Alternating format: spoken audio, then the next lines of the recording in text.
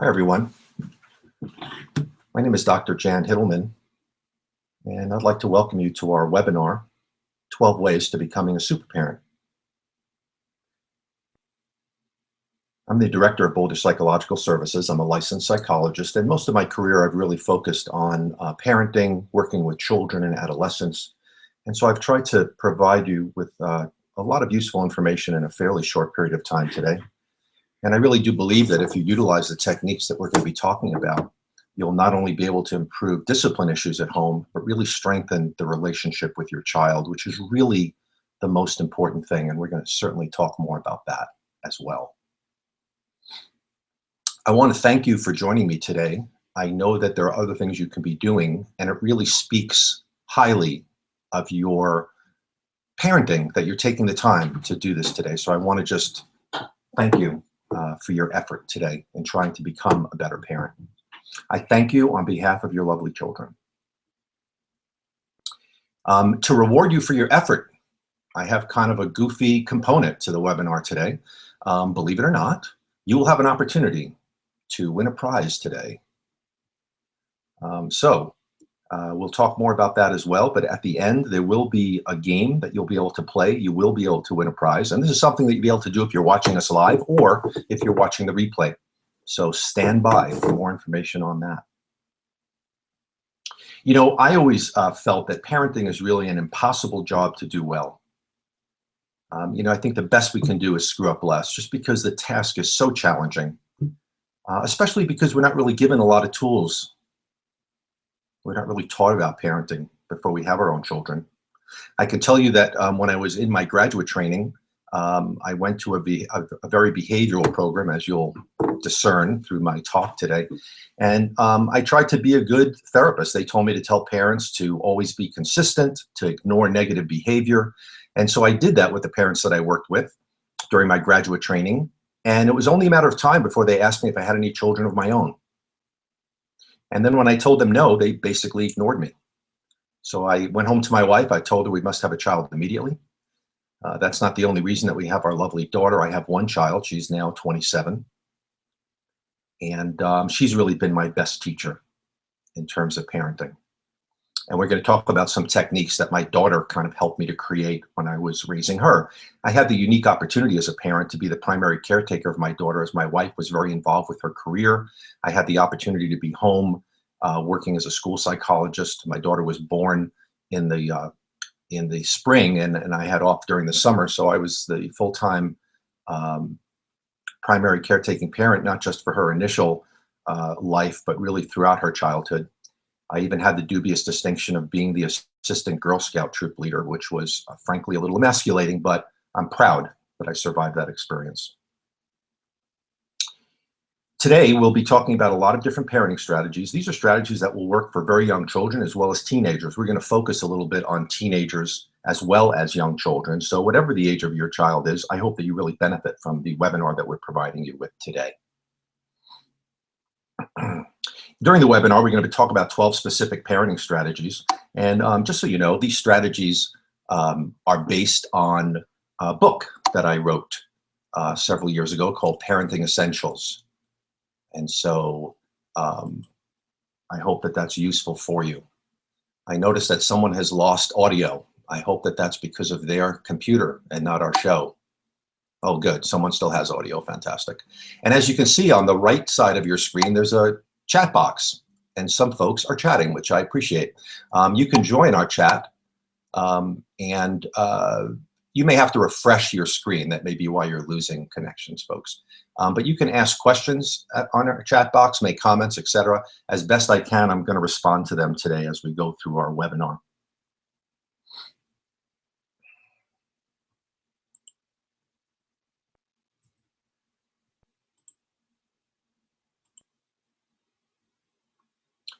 Well, let's first talk about perhaps the most important topic, children and attention.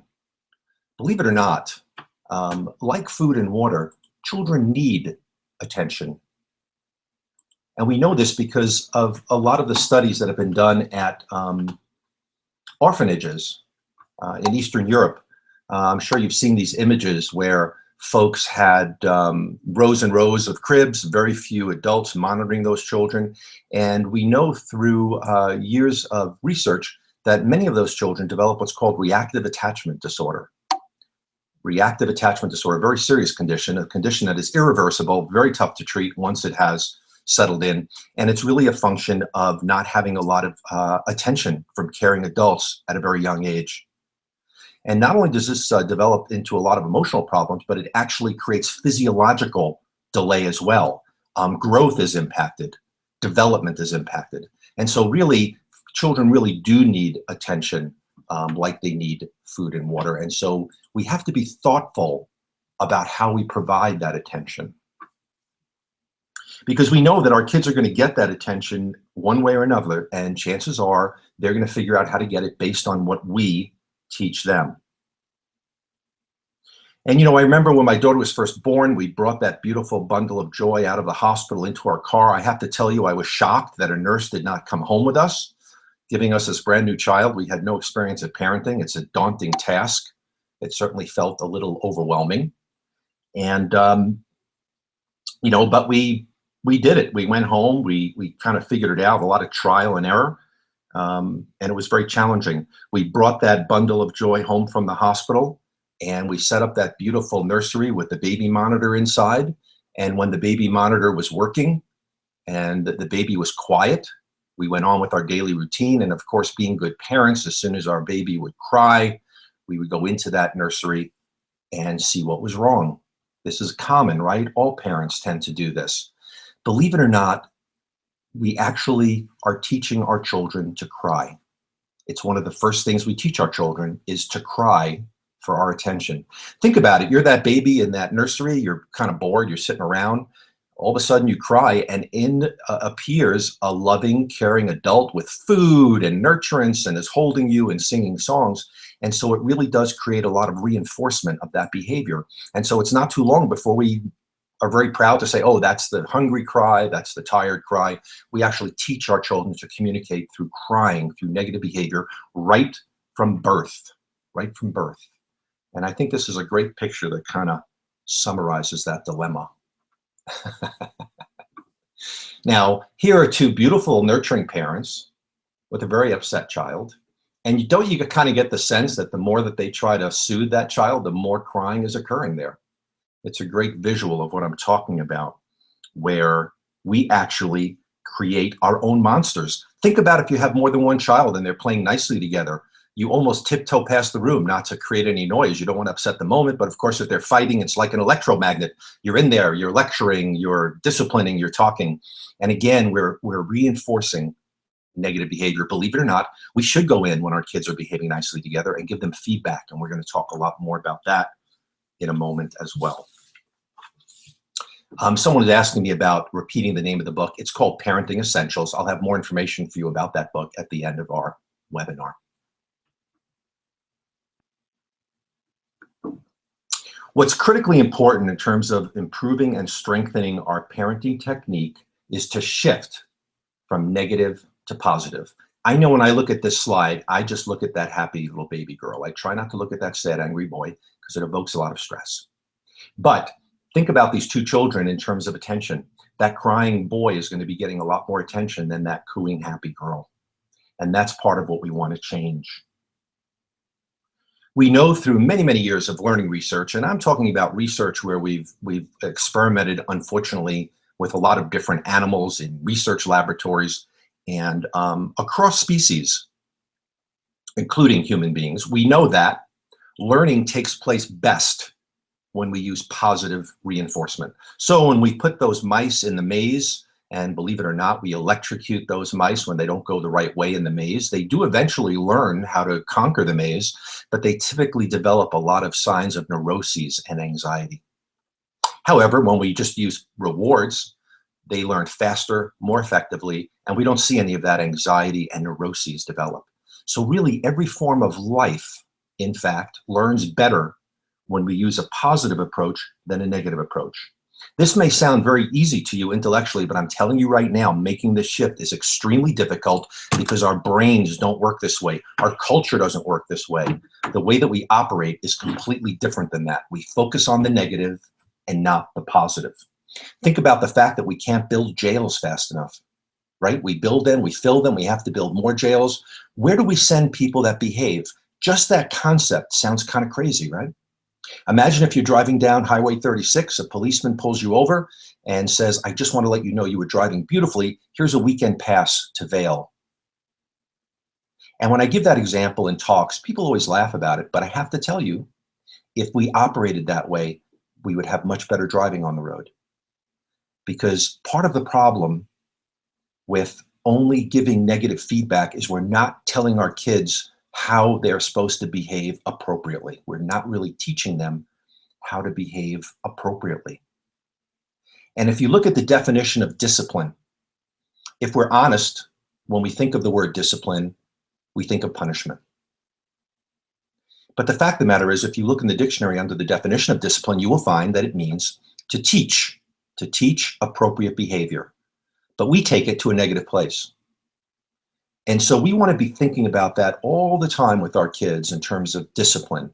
What do we want our children to learn? And the best way to help them to learn is by reinforcing what we want them to do more of, not just focusing on what we want them to do less of. So utilizing more positive strategies and less negative strategies. Think about the playground. You're taking your little child to the playground. You're sitting on the bench watching your child play. All of a sudden, your child throws sand in another child's face. You jump out of that bench, run over there, apologize to that other child, apologize to that child's family, scold your own child. You're embarrassed. You're humiliated. The next day, you're back at the park, and you're worried. You're worried about your child throwing sand again. This time, your child behaves appropriately. You're smiling. You're happy. There's fireworks going off in your head. You say nothing to your child. We have to start operating in the exact opposite way. Of course, if your child throws sand in another child's face, I'm not suggesting to ignore negative behavior. I understand now that that is not always possible. But we want to jump all over the opportunity to give positive feedback, not things, positive feedback to our kids about the behaviors that they engaged in that we want to see more of. This is a very important approach. And, you know, I love the phrase, catch your child being good. I wish I made it up. I did not. But the funny thing about that phrase is it almost sounds grammatically incorrect to us. Catch your child being bad flows. Catch your child being good just sounds off somehow. And it gives you a sense as to how foreign that is to our thinking. And we want to get really good at catching our child being good. We want to make an effort to provide positive feedback when our kids behave appropriately so that they can learn appropriate behavior moving forward. Also, think about how this affects their self-esteem. If all they're getting is negative feedback, how are they supposed to feel good about themselves? By providing that positive feedback, we're helping to develop a positive sense of self also, which of course is critically important. Let's talk a little bit about empowerment. This is really a very, very important strategy. It's a cornerstone to what we're going to be talking about today. And what you want to consider is, as much as possible, you want to empower your child with the discipline plan. Now, for a lot of parents, that's a scary thought. The sense of losing control, giving your child a voice in the discipline plan. Remember that we're not letting them make the decisions, but we're giving them a voice in the plan. We're listening to what they have to say. And where appropriate, we're integrating some of their ideas into the discipline plan. Some of you may already know by trying this at home that when we say to our children, what do you think the consequence should be? A lot of times they come up with a more harsh consequence than we would even suggest because they're so used to punishment. And so the truth is there's really no danger in including your child. In fact, there's great wisdom to it because your child is like the best co-pilot for your discipline strategies, but we rarely include their voice in the plan. That's a critical mistake. We want to use empowerment strategies. And I can tell you that while these become critically important when your child hits adolescence, we can start using empowerment strategies as soon as our kids have developed language skills. It's never too early to use empowerment strategies. Like giving choices is fantastic when we want to offer a choice. And we'll talk about this a little bit more later as well. The other thing to keep in mind is when we use these behavior modification techniques, for lack of a better word, a lot of times when I'll meet with parents, they'll say, oh, we've already tried that, it didn't work, what else have you got? And the reason that it didn't work is even though behavioral techniques seem very simple on the surface, reward the good, punish the bad, to set up these systems effectively, there are many, many difficulties that occur if they're not set up precisely right. For example, I've met with a lot of parents that go to educational stores. They buy these charts. Maybe you've seen them. Column of behaviors on one side, maybe days of the week on top, and a very complex point system. And as people, when we get those charts and there's 30 spaces for behaviors, we have a tendency to fill them in. And it goes from important behaviors to some things that are probably not even that important. And that really blurs what is important and what is not important. And so I'm not suggesting using those kind of complicated charts. The simpler the behavioral strategy is, the more effective that it will be. And we're going to talk about how to set up these kind of strategies a little later in the webinar. In the book that I mentioned earlier, Parenting Essentials, there's a lot of information about a strategy that I developed years ago called structured activity rewards. And using structured activity rewards actually does not involve things at all, but fun activities that your child can earn with mom, dad, or the family. Because most negative behavior is a function of negative attention seeking, by using a structured activity reward approach, you're helping the child to learn exactly how to behave appropriately to get positive attention from mom and dad. And as you'll see when we talk a little bit more about the structured activity rewards approach, it involves a lot of empowerment. The child is co-pilot. They're involved in the construction of the plan, etc. And when we set up these kind of plans, we don't want to focus on a million behaviors. Ideally, we want to focus on one behavior. But the truth is, we don't even have to go that far in terms of setting up a structured activity reward system, because there's a lot of things that we're going to talk about in the webinar that we could just do every day that are much more informal, that'll be super effective as well. The beauty of the structured activity rewards approach is for those behaviors that seem ingrained, that have been going on for a long time, and we've tried everything else and it hasn't worked. In the Parenting Essentials book, there's a lot of clinical case studies, and I think you'll be very surprised to read them. These are all factual cases that I worked on, and the behaviors that changed were dramatic. For example, we worked with a girl that was a bedwetter for years, and she was referred by her medical doctor. There was no medical symptoms. We used the structured activity reward approach. Believe it or not, within weeks, she was dry. Similarly, I worked with a boy once who, imagine this now, he, for years, whenever he went to the bathroom or took a shower, one of his parents had to stand outside the door. I know it's hard to believe. This is what the family was doing for years. He was anxious. He was worried about something happening. They started this strategy, and then they were imprisoned by it for years. The only reason I met with them is the boy was hitting middle school, and he wanted to go on sleepovers, and he couldn't, because how was he going to convince his other friends' parents to stand outside the door when he went to the bathroom? And so we worked on our approach there. Within a couple of weeks, it was resolved. Many more examples in the book.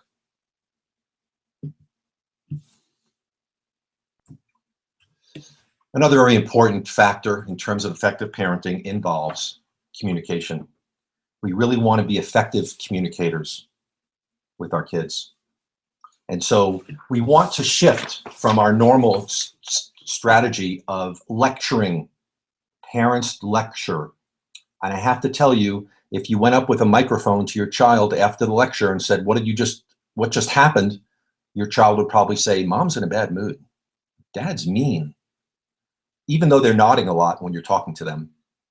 Chances are when you're lecturing, which is a one-way communication, there's not a lot of active participation on the part of the child, and they just sort of feel bad. They know you're upset. They nod a lot. Not a lot of learning goes on. That's why it's always a good idea after we have a discussion with our child to ask some comprehension questions just to see what they did hear and what they did understand. Another communication technique that I really want you to think about, we all screw this up, is that we have these conversations with our child about their undesirable behaviors at the worst possible time. And that's when we're really angry right after the negative behavior occurred. And it doesn't go well. And we also say crazy things when we're angry, right? We get really upset and we say crazy things like, you'll never play with another child again. Guess what? I'm getting rid of all your toys. I mean, we go to a crazy place. And so one of the things to consider is to take a little time to really think about what it is that you want to discuss with your child. And we're going to talk about some effective anger management strategies in a little while that tie into this concept. Perhaps the most important communication technique that I'd like to share with you today is that we all, as parents, need to become much better at listening. We need to listen more. Think about an example. This has probably happened to you with your child. Your child has a negative experience at school with another peer. They come home very upset. They tell you about what happened at school. Being the good parent, you try to problem solve with them. You say, well, did you talk to the teacher? Did you try this? Did you try that? It's not long before your child is angry at you as well. And you feel like, wow, I'm just trying to help. What happened? What happened is your child wanted some empathy. They wanted you to be a good listener and just to say things like, wow, I guess I would have felt really angry too if that happened to me. That must have been really tough. To be reflective, to be empathic, to be a good listener. We can always give solutions, advice, lessons later. The biggest challenge I put out for you today in terms of communication with your child is the next time you're having a discussion with your child, try to have your child do most of the talking. It's an impossible goal, as you'll find, but put effort into having your child do most of the talking. This is great when we talk about at-risk behaviors, for example, whether it's substance abuse, sexual behavior, et cetera, et cetera. Instead of lecturing to your child, it's wonderful to say to them, I've been wondering about A, B, and C. What do you think about it? What do you know about it? What's your opinion? You'll notice that your child will feel really good because your child is not used to be treated with that kind of respect. And we're going to talk about mutual respect a little later on as well. The other communication strategy that I would suggest to you is a lot of parents complain to me about how they have to nag their kids, how they have to say things 10 times before their kids will respond. The reason for that is you say things 10 times. Again, we're creating our own monsters, moms and dads. And so what you want to think about is how many times is enough. Now, I would suggest one time is not enough because nobody's perfect. When I was raising my daughter, I liked 3. I could handle 3. And so I would say to her, Jessica, please clean up your room. Okay, Dad. A few minutes later, her room wasn't getting cleaned. I'd give her a reminder. And then if that didn't work, I would tell her it was her last chance. Now, of course, she would be very curious about what last chance meant. And I'll talk about that a little bit more later on as well. Another communication technique that I want you to consider, this is another common error that we make, is if we have a partner or a spouse in the picture that is living at home, and one of us is a stay-at-home parent, we tend to, uniformly deal with the discipline while the other parent is away. Oftentimes, we come up with some consequences, and then other parent comes home. They weren't involved. They didn't see the negative behavior, and we let them know about the consequences that we doled out. Maybe they disagree. Now we have a conflict with our spouse or partner. So a simple strategy to consider, and this is actually more effective anyway, and it ties into the idea of we don't have to immediately have a conversation when we're angry with our child. There's nothing wrong with saying to your child, this behavior is unacceptable. There will be a negative consequence. I'm going to wait till your mom or dad gets home. We're going to talk about it together and decide what the consequence will be. This is a much more effective strategy for 2 reasons. 1, less conflict with spouse. You're a unified team, which is critically important for effective parenting. And 2, believe me, your child is more worried about that unknown consequence than they would be if they knew what the consequence was. So it's effective no matter how you look at it. Isn't that a great slide? Managing anger. If you're like me, you never experienced the levels of anger that you did until you had your own children. Isn't that interesting? In fact, I'll admit, before I had a child and I would hear a news story about child abuse, any kind of child abuse, Oh, death penalty. No sympathy at all. And then when I had a child of my own, I was like, well, I can kind of understand it because we get to an amazingly dark place in terms of anger. I think you all know what I'm talking about. Things cross our mind that are like crazy. Hopefully, we're able to control those impulses. And so we really want to be thinking about how we can manage our anger. I mentioned before about the timing, right? The timing of having those conversations. One of the things that I came up with raising my own daughter, it's one of the few original ideas I'm sharing with you today, is what I call mutual timeout. The way this worked is my daughter would engage in some negative behavior. I would say to her, you need to go sit on your bed in your room. I'm going to sit on my bed in my room and think about what just happened. And in a few minutes, we're going to talk about it. I need to calm down. Never once did she say, no, damn it, I want to talk about it now. And the reason I said to her, sit on your bed and not go to your room is her bed was like Disneyland, which was probably like your child's room. And so sitting on her bed is true timeout, where we're separating her from stimuli and really giving her the chance to think. And what I thought about in those few minutes, and it just takes a couple minutes, what I thought about when I was calming down is the definition of discipline. What do I want my daughter to learn? And that was a very different train of thought than where my anger was taking me. After I calmed down, I would regroup with my daughter. We would have a discussion about what happened. And depending on how much she learned from the experience, in other words, trying to listen more and have her talk more, and for her to explain to me what she did wrong, what she's going to do differently next time, if it sounded like she really did learn the lesson, the punishment did not have to be that severe. Because remember, again, discipline is about teaching appropriate behavior. And if the lesson is taught, the punishment really is not that necessary. And so based on how much she understood about what was wrong about her behavior, what she was going to do differently next time, that would really impact the level of negative consequence that I felt was necessary. The other thing that we have to deal with in terms of parental anger is we have to be better at managing our own stress. So for example, if we're if we're parenting on a day where we're super stressed out, a lot of things are going on in our life, we got to manage that because we know that it's going to spill over into our relationships with our kids, with our spouses, etc. And so we have to be able to really be good at managing our own stress as well.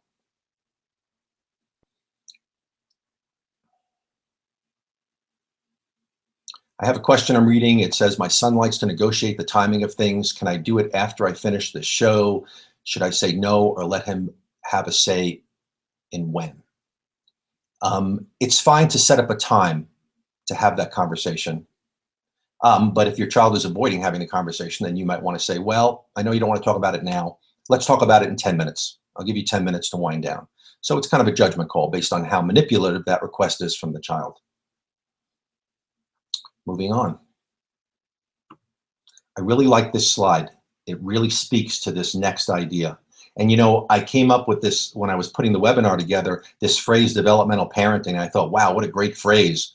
And then, of course, I went online and somebody else already used it for a book. But I have to tell you, the book that's called Developmental Parenting is about early childhood and dealing with early child development. What I mean is developmental parenting in terms of your child's development through their life, through their childhood especially. And what I'm really thinking about is the shift from childhood to adolescence.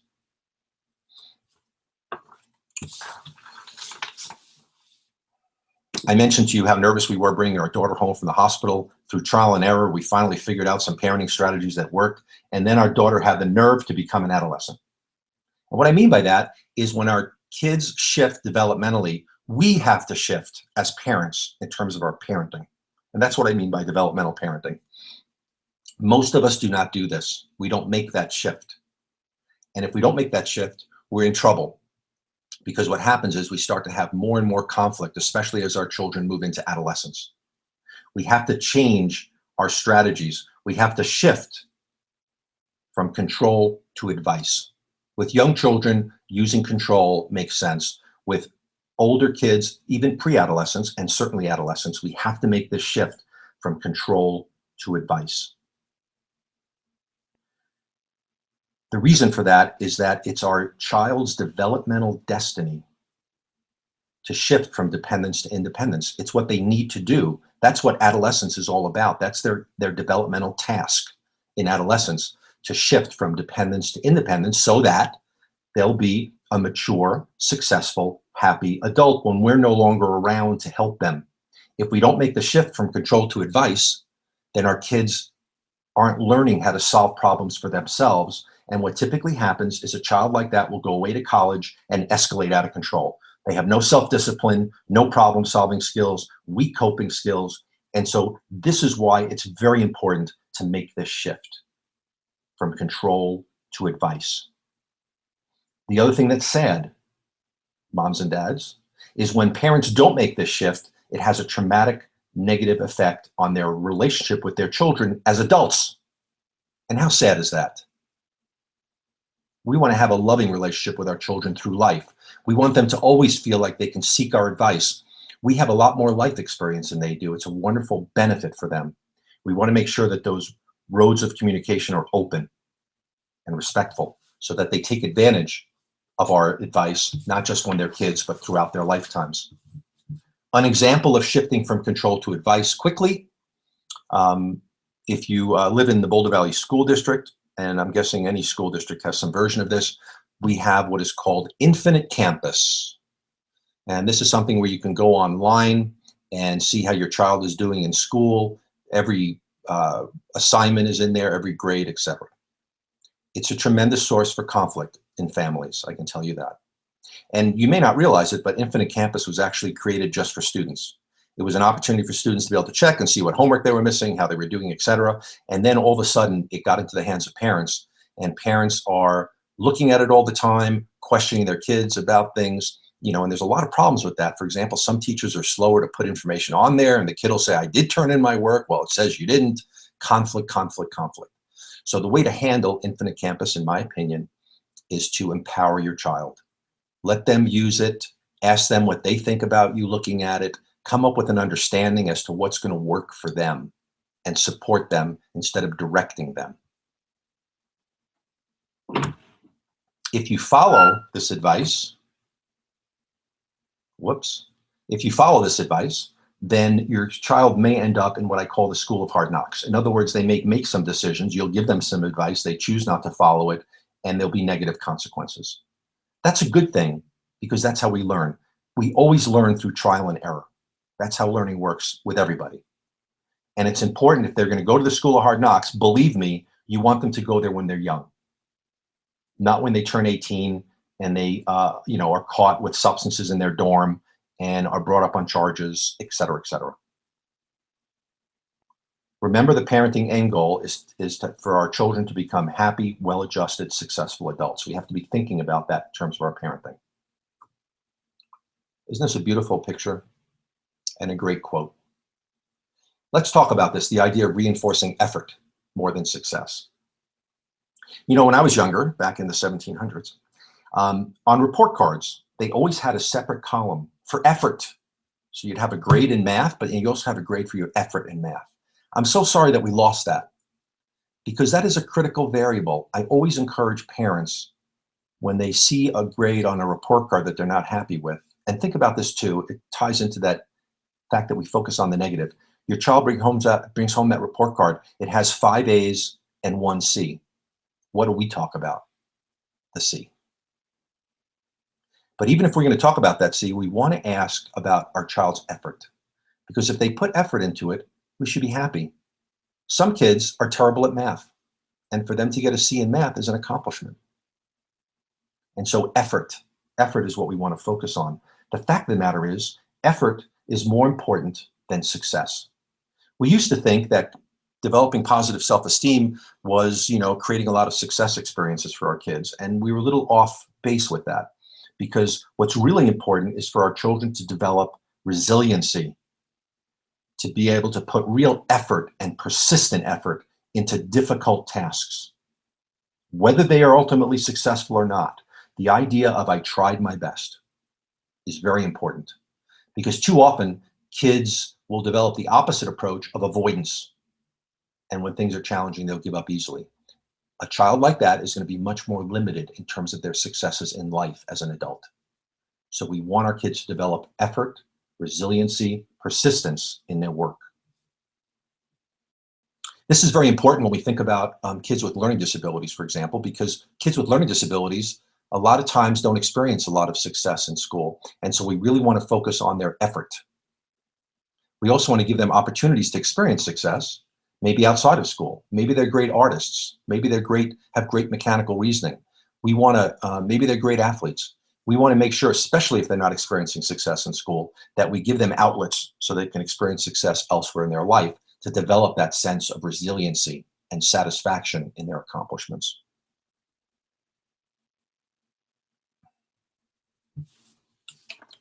Let's talk about reducing counterproductive debating.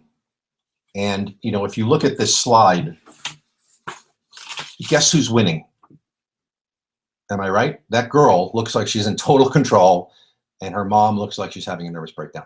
How typical is that, folks, of our own experience when we get into debating with our kids? Now, a spirited debate regarding negotiable issues is often healthy and productive. But very often we find ourselves debating with our children about non-negotiable issues.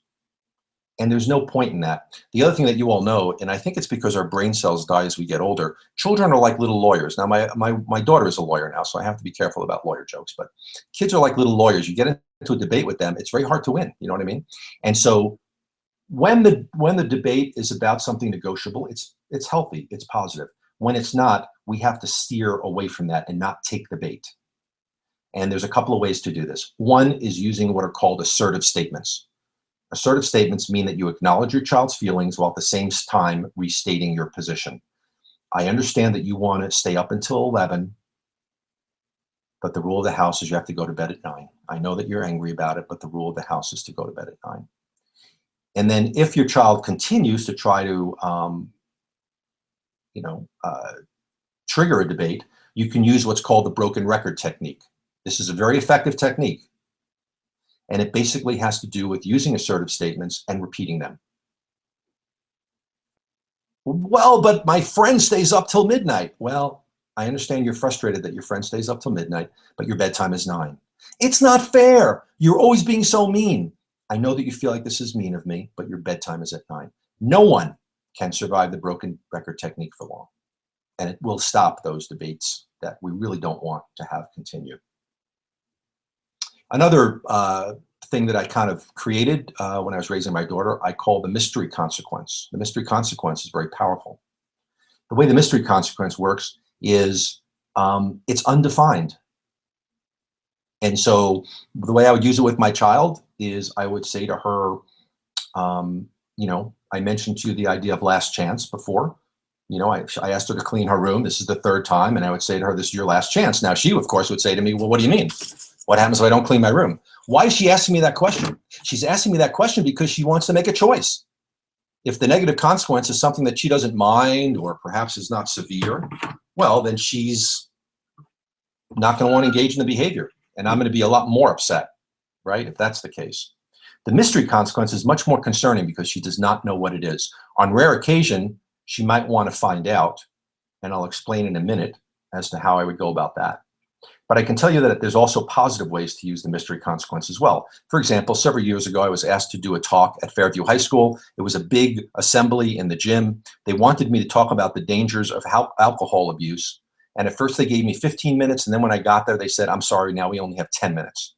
Imagine my challenge, talking to probably about 1,000 kids in that gymnasium. And in 10 minutes, I was supposed to somehow convince them that drinking alcohol was dangerous. What I ended up doing is I started out right at the beginning, and this was when I ran Compass House, where we did counseling for teens. And I said to them, I have exciting news. I'm going to be looking around the gymnasium as I give my 10-minute talk, and the student that seems most focused on what I'm saying is going to win a prize that's worth $150. I have to tell you something. I had every single person's attention in that gymnasium. You could hear a pin drop. I gave them a good 10-minute talk about the dangers of alcohol abuse. And there was one boy that was like hyperactive. He was cheering, he was yelling, he was so desperate to win the prize. I picked him. He came up to me at the end and I said to him, your prize is a free assessment at Compass House, valued at $150. Now the boy was very mad at me, I have to tell you, he was not happy. But my point is, if I would have told them what the prize was at first, trust me, I wouldn't have had that focus during that talk. Now, when I would use the mystery consequence with my daughter, I would try to be a good actor. And what I mean by that is when she said to me, Well, what's the consequence if I don't clean my room? I want you to think about those old Western movies, Main Street, where you'd see those tumbleweeds going down the street. And so I would look at my daughter, get quiet, and just say to her, after she asked me, well, what's the consequence? I would just say to her, don't clean your room and find out. And you can see in her face concern. And rarely did she ever want to find out what that mystery consequence was. So something to consider. But again, we want to focus on the positive more than the negative. The other thing we do as parents is we waste rewards. We are very good at punishing. We're terrible at rewarding. We read stories to our kids. We buy them clothes. We take them on vacations. A lot of our kids' rooms are like this child, right? With a million toys everywhere. Look how overwhelmed this little boy is. Too many toys. What we want to do is we want to start thinking about this and being smarter and connecting behavior with rewards, just like we connect behavior with punishment. So the next time you're going to go out to dinner anyway, think about saying to your child something in the recent past that they did well, that you like, that you want to see more of. And you can say to them, I noticed 3 months ago you were very nice to your sister. Now, hopefully it's something more recent than that. I'm so appreciative of how nice you are with your sister. Let's go out to dinner. And you look at your child's face and you're going to see learning happening and you're going to see self-esteem developing. So we want to use those rewards. We want to stop wasting them. We want to connect them to behavior whenever possible. We also want to choose our battles, especially with our teenagers. One of the battles that I got involved with my daughter, I have to tell you, was a tragic mistake. This slide brings back bad memories for me. I'm kind of a neat freak, I'll admit that. And I really wanted my daughter to have a neat room. I was living a dream there. And I fought and fought and fought. And I have to tell you, if you have a daughter like I did, who kept her room like my daughter did, you'll know what I'm talking about. When I would go into her room, I swear it looked like her clothing hamper exploded. I mean, there were clothes hanging from the door all over the place. Nothing in the drawers, of course. And I have to say, it looked a lot like this room. Now, once when she was really young, I went into her room and she said, Daddy, I cleaned my room. She was smiling and proud. Her room looked pretty good. But then I looked under her bed and it was scary. And so eventually I had to succumb to realizing that this was not a battle worth fighting. After fighting it for many years, too many years. And I came to the sad conclusion that I need to just keep her door closed. But you have to choose your battles. I would suggest that you have a very short list, especially as your kids get older. Otherwise, you're going to be arguing all day long. And I don't think any of us really enjoy that. What it comes down to is really the relationship that we have with our children. That's the most important thing. That's really what we want to focus on. And part of the way to get there is mutual respect. I have to tell you, and I can't really explain why, we don't treat our kids with respect. We expect to be treated respectfully ourselves, but we do not treat our kids respectfully. Think about the phrase, respect your elders, right? That sounds good until you really think about it, because it implies that you don't have to respect your youngers. I'm not sure that's a word. And that's a problem. And I know even with my daughter, I wouldn't treat her with the same kind of respectful language that I would treat a stranger adult. And I would suggest to you that kids feel it. They feel disrespect. And so if you want to be respected by your child, it's important to treat them with respect as well. And this is true even when we're having those tough discipline conversations. Tina is wondering if my daughter ended up becoming neater. No.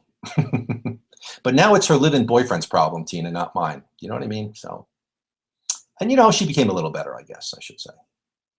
But it never really resolved. You're bumming me out, Tina, with that question, but thank you. Thank you for participating. Getting back to the relationship, and I have to tell you, I have a great relationship with my daughter. She was so sweet. She's unfortunately on our email list, and I apologize to all of you with those email blasts that we send with the webinars. I'm so glad you don't unsubscribe. I wonder if I wouldn't, but that's kind of how webinars work. And my daughter sent me a nice email in response to the webinar saying, well, Dad, if anyone can teach this, you can. Probably as she was throwing her clothes around her room, but it still felt good. I still appreciate it. The other thing to keep in mind about developing this great relationship with our children is we have to really take care of ourselves, right? It's like that old put the oxygen mask on yourself before your kids, right? We have to make sure our own mental health, stress level, coping skills are okay. Because if they're compromised, they're going to spill over into our relationships, including our relationships with our children. And so we want to make sure that we're doing okay. Remember, your role models constantly, your kids are constantly watching and learning from your behavior. So we want to, we want to walk the walk in terms of some of the things that we're asking from our kids. And I can tell you, when we only use negative parenting, it's trouble. The relationships are poor, strained as adults with their adult children. Oftentimes, if we use physical discipline, we end up having a violent household. And, kids get big, and it can become very ugly very fast. I'm sorry to tell you, I've seen a lot of cases like that. If we maintain this positive kind of approach, we can continue to be that great advisor to our kids throughout their lifetime, which is certainly what we want to do. Let's talk about your prize, moms and dads. I have a SuperParent quiz for you. Let me tell you how it works. There are 6 questions. They're multiple choice questions. And the letter choice for each of the correct answers will spell a word. You have to figure out what that secret word is. And then if you'd like, you can email me the secret word, and I will send you a copy of my book, Parenting Essentials, at no cost. This book has pretty much everything I've talked about today and more, some great examples of those structured activity rewards, exactly how to set them up, the clinical case studies that give you incredibly interesting examples of real life parenting situations that we were able to dramatically impact in a matter of weeks. So I would really encourage you to play along. Let's go to our first question. Are you ready? Here we go. The most important element to effectively disciplining your child involves consistent consequences for inappropriate behavior, reinforcing desired behavior with rewards, visiting juvenile detention as a wake-up call. Now, I have to tell you, I worked in juvenile detention in Colorado at the Justice Center at 6th and Canyon when I was in college many years ago. It was my first field job. And I promise you, about once a week, we would get a call from an angry parent, and it would go like this. I'm bringing my child down there. I want you to put him in a cell so he sees what it feels like to be in jail. And of course, I would always have to explain to the parent, well, that's illegal, ma'am or sir. We can't just put your child in jail. But this is what happens when we focus on negative consequences and our punishments stop working. If all we use are punishments, our kids become inoculated to them. And then we want them to spend some time in jail. The fourth option, teach your child appropriate behavior through praise and encouragement. You'll see those letter choices. You want to pick the right letter choice, and that'll be your first answer. Take a moment to think about it.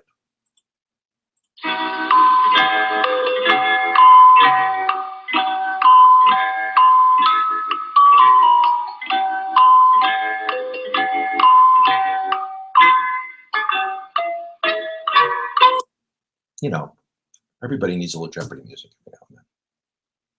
Let's see our next question. What is our next question? When a teen is engaging in a number of undesirable behaviors, the correct thing to do is make a behavior chart listing as many behaviors as possible with appropriate rewards and punishment. Choose your battles and focus on the most important issues. Send the teen to a wilderness program. Ignore all negative behavior. What do we think about there?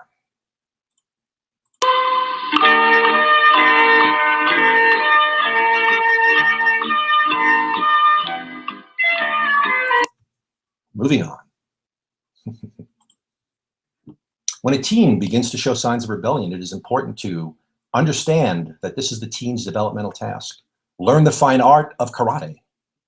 Reestablish your authority as a parent. Immediately seek the help of a professional. Now, for selfish reasons, I like the last answer. I'm not sure it's the right one, but you think about it. I'll give you another moment or two on this slide. Remember, you're taking that letter choice for the correct answer, and they will spell a word. Here's the next one. As a teen gets older, their attitude towards parents change. In fact, they are unaffected by their parents' opinions and advice. They only care about the opinions of their peers. They secretly are looking for parent approval more than ever. They should not be taught the fine art of karate. Think about that one. Got your answer? Let's move on to 5. In terms of parental control versus advice during the teenage years, it is critical to maintain control at any cost. It is important to make the shift from control to advice. Advice is important, but maintaining control is the priority. And your last choice, the fear of loss of privileges is an important tool. Let's think about that one for a moment.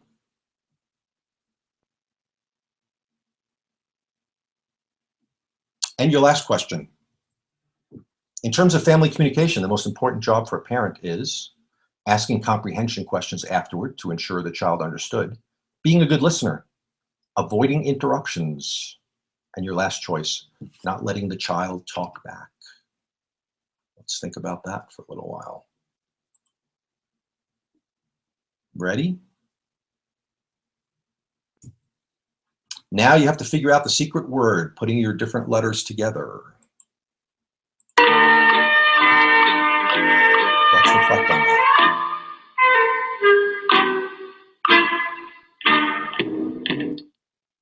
I could have played it more, could have been worse. So if you have the secret word, you can email it to me at info@boulderpsychologicalservices.com, and you will get a free copy of my book, Parenting Essentials. I would love to send that to you in the hopes that it will benefit you and your family. I'm going to leave this slide up for a moment, and I'm going to take a look at some of the questions that we got. If you have any questions, now is your opportunity to ask them.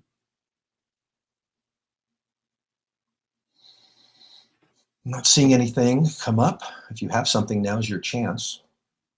I also want to let you know that on our website, boulderpsychologicalservices.com, we have a tremendous amount of content, written content about a wide range of subjects, mental health issues affecting every age group. We really wanted to provide this as a community service. So please, if you have an opportunity, take a look by going to boulderpsychologicalservices.com and entering whatever topic you'd like to hear about. Chances are we have some good information on there for you. I can also tell you that this webinar, as well as all of our video content, is available 24/7 on our YouTube channel. All you need to do is go to youtube.com, and then in the search box, put in Boulder Psychological Services. You will find our YouTube channel. We have, I think, over 40 hours of content on our YouTube channel. And repeating the address to send the email address, it is info@boulderpsychologicalservices.com. info@boulderpsychologicalservices.com. That email will come directly to me, and I will be happy to send you my book, Parenting Essentials. Tina has a question for me. Should some parents really simply accept that their child will be terrible at math?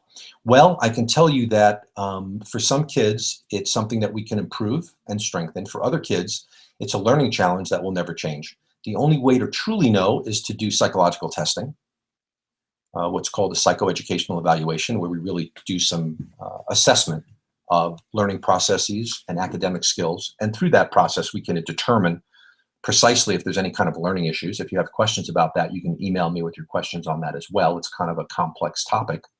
But I have to tell you, in general, with kids and learning, if their problem is math, no disrespect to math teachers out there, but if their problem is math, they're much luckier than if their problem is reading. Because a lot of times kids with reading issues, they're great at math until about second grade when word problems come in, and reading is involved with everything.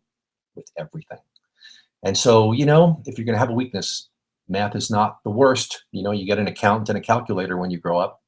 But for some kids, they can really improve their math. And again, it's kind of tough to say child to child whether that's the case or not.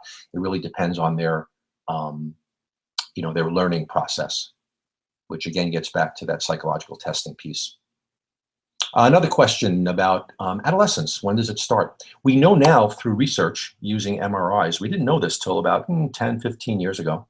By studying brain development, we actually know precisely when adolescence occurs. And it's kind of like when we thought, in terms of starting around 11 or 12. Of course, girls start earlier than boys, like everything. I'm sorry, boys out there. We're slow. Girls are fast. And starts around 11 or 12, and then actually continues believe it or not, till the mid-20s. And what happens during this time is tremendous amount of brain development. A tremendous amount of brain development occurs during this time. It's like the amount of brain development that we see when children are very young. And so we know that, for example, the prefrontal cortex, which is the last part of the brain to develop, doesn't develop fully until the mid-20s. And the prefrontal cortex involves things like judgment, impulse control. And so it's no wonder that teens do crazy things. Their brains are not developed. They're a work in progress, even though subjectively it's tough for them to realize that. And so that's part of why we need to be patient, and we need to understand that it's a developmental process with our children in terms of their impulse control, their judgment, their decision making, etc. Another question: my kids often understand the parenting technique I'm using and they don't like it.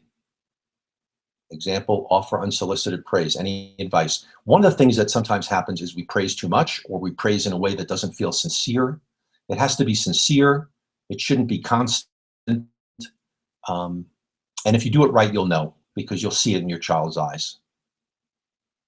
And you can do it in such an authentic way, and that's going to make it so much more powerful. So maybe putting a little more effort into the thought of how we do it. Also, when we give that praise, we want to praise the specific behaviors, what we want to see more of our kids doing, what we liked about what they did, not just about the outcome. Again, that ties into the idea of effort versus outcome or success. In terms of video games, I have some very mixed feelings about video games. I don't think that they're inherently evil. I think that many kids could play video games and be just fine. My general thought about video games, though, is amount of time and whether it's interfering with your functioning in life. So in other words, if kids playing video games and not socializing and not doing well in school and not getting their homework done, it's a big problem. Of course, the funny thing about video games is we buy them. We buy them for our kids. How crazy is that? So if we already made the mistake of buying that system and it's in the house, we could put it to really good use. It could be a reward. When they get their homework done and they do a really good job, then they earn a little bit of game time. So again, that might be one of the rewards that you're wasting. And it's great to connect it to behavior. The general rule of thumb is no more than an hour a day. But that really is not research-based. So you have to use your own judgment there. The Tiger Mom thing, I'm not crazy about it, to tell you the truth. I like a more positive approach, but I think there's some benefit to it as well.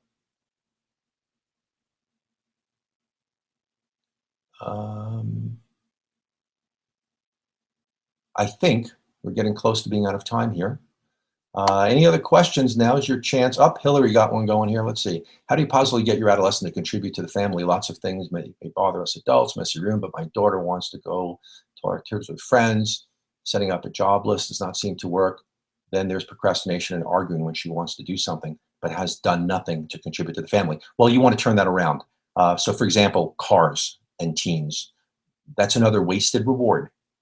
We bought my daughter a new car when she graduated high school. What were we thinking? What you can do is you can tie in the things that they want as teenagers with their behavior. So in other words, by getting involved more at home, contributing to the household, they earn miles, how far they can drive. So you have to get creative. The Parenting Essentials book has a lot of information about how to specifically use these techniques with teens. So email me. I will send you the book. You will be all-knowing. I hope that this information was useful to you today. I really appreciate it, the fact that you've been here. And I really hope that it helps you in your relationship to your child. That would give me great satisfaction. Look forward to speaking to you next time. Have a nice day.